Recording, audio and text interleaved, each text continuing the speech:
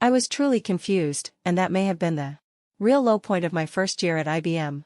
I walked out of that room with an awful feeling in the pit of my stomach that Murphy and Burke had been wrong. IBM needed a technological wizard to figure out all this stuff. I didn't have much time to feel sorry for myself because that evening we began what may have been the most important meeting of my entire IBM career, the IBM Customer Forum. The customer meeting at Chantilly. This meeting had been scheduled well before my arrival at the company. Nearly 175 chief information officers of the largest United States companies were coming to hear what was new at IBM. They represented many of the most important customers IBM had, and they could make or break us. On Tuesday night, I met with several CIOs at dinner, and they shared the same perspective I had heard in Europe. They were angry at IBM, perturbed that we had let the myth that the mainframe was dead grow and prosper. The PC bigots had convinced the media that the world's great IT infrastructure, the back offices that ran banks, airlines, utilities, and the like, could somehow be moved to desktop computers. These CIOs knew this line of thinking wasn't true, and they were angry at IBM for not defending their position. They were upset about some other things, too, like mainframe pricing for both hardware and software. They were irritated by the bureaucracy at IBM and by how difficult it was to get integration of a solution or integration across geographies. Early the next morning, I threw out my prepared speech and decided to speak extemporaneously. I stood before my most important customers and started talking from the heart. I began by telling my audience that a customer was now running IBM, that I had been a customer of the information technology industry for far longer than I would ever be an IBM employee, that while I was not a technologist, I was a true believer that information technology would transform every institution in the world. Thus, I had a strategic view about information technology, and I would bring that to IBM and its customers. I addressed the issue of the mainframe head-on. I said I agreed with the CIOs that we had failed in our responsibility to define its role in a PC world, that our prices were high, and that there was no question that we were bureaucratic. I shared with them some of my bad experiences with IBM as communicated to me by my CIOs when I was at American Express and RJR Nabisco. I laid out my expectations. We would redefine IBM and its priorities starting with the customer. We would give our laboratories free rein and deliver open, distributed, user-based solutions. We would recommit to quality, be easier to work with, and re-establish a leadership position, but not the old dominance, in the industry. Everything at IBM would begin with listening to our customers and delivering the performance they expected. Finally, I made the big mainframe pricing announcement. Our team had been working hard over the past 2 weeks and literally was still putting the proposal together the night before this big meeting. I didn't delve into the details, that was done later in the meeting, but I made it very clear that mainframe prices, both hardware and software, were coming down, and coming down quickly. The price of a unit of mainframe processing moved from $63,000 that month to less than $2,500 7 years later, an incredible 96% decline. Mainframe software price/performance improved, on average, 20% a year for each of the next 6 years. This program, probably more than any other, save IBM. Over the short term, it raised the risk of insolvency as it drained billions of dollars of potential revenue and profits from the company. Had the strategy not worked, I would have been the CEO who had presided over the demise of the company, Louis the Last. However, the plan did work. IBM mainframe capacity shipped to customers had declined 15% in 1993.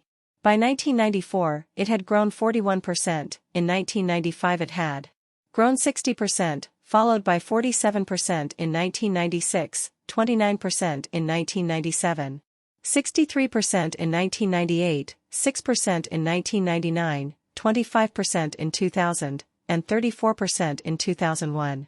This represented a staggering turnaround. While pricing was not the only reason IBM survived, it would not have happened had we not made this risky move. 5. Operation Bear Hug. In late April we had a meeting of the corporate management board. This was the group of 50 top executives with whom I had met in March, the day I was announced as the new CEO. I shared with them my observations after 3 weeks on the job. I started by saying that I saw a lot of positive things going on, particularly in research, product development, and in the can-do attitude of a number of people. However, there were troublesome areas, including loss of customer trust, supported by some disturbing customer ratings on quality. The mindless rush for decentralization, with managers leaping forward saying, "Make me a subsidiary." Cross-unit issues not being resolved quickly. Major tension in the organization over who controlled marketing and sales processes. A confusing and contentious performance measurement system, causing serious problems when closing sales with customers. A bewildering array of alliances that didn't make any sense to me. I announced Operation Bear Hug. Each of the 50 members of the senior management team was to visit a minimum of 5 of our biggest customers during the next 3 months. The executives were to listen, to show the customer that we cared, and to implement, holding action as appropriate. Each of their direct reports, a total of more than 200 executives, was to do the same. For each Bear Hug visit, I asked that a 1 to 2 page report be sent to me and anyone else who could solve that customer's problems. I wanted these meetings to be a major step in reducing the customer perception that dealing with us was difficult. I also made it clear that there was no reason to stop at 5 customers. This was clearly an exam in which extra credit would be awarded. Bear Hug became a first step in IBM's cultural change. It was an important way for me to emphasize that we were going to build a company from the outside in and that the customer was going to drive everything we did in the company. It created quite a stir, and when people realized that I really did read every one of the reports, there was quick improvement in action and responsiveness. The management committee dies. That same day in late April, there was a meeting of the management committee. Its inside IBM name was the MC. It is important to understand that a seat on the MC was the ultimate position of power that every IBM executive aspired to as the apex of his or her career. When I joined the company there were 6 members, including Akers and Cooler. The MC met once or twice a week, usually informal, all-day meetings with lots of presentations. Every major decision in the company was presented to this committee. Some members of the MC had only recently been appointed. To their utter, and probably crushing, dismay, I told them that afternoon, at my first meeting, that it was unlikely this structure would continue. I wanted to be more deeply involved personally in the decision-making of the company, and I was uncomfortable with committees making decisions. While it wasn't officially disbanded until months later, the management committee, a dominant element of IBM's management system for decades, died in April 1993. In some ways, the rise and fall of the management committee symbolized the whole process of rigor mortis that had set in IBM.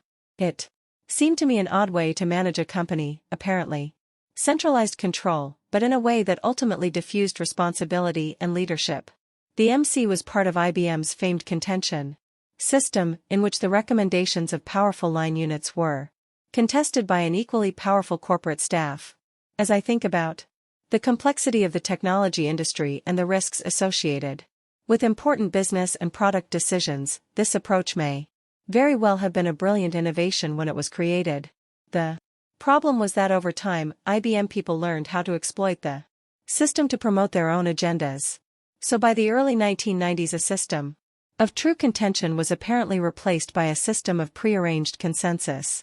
Rather than have proposals debated, the corporate staff, without executives, worked out a consensus across the company at the lowest possible level.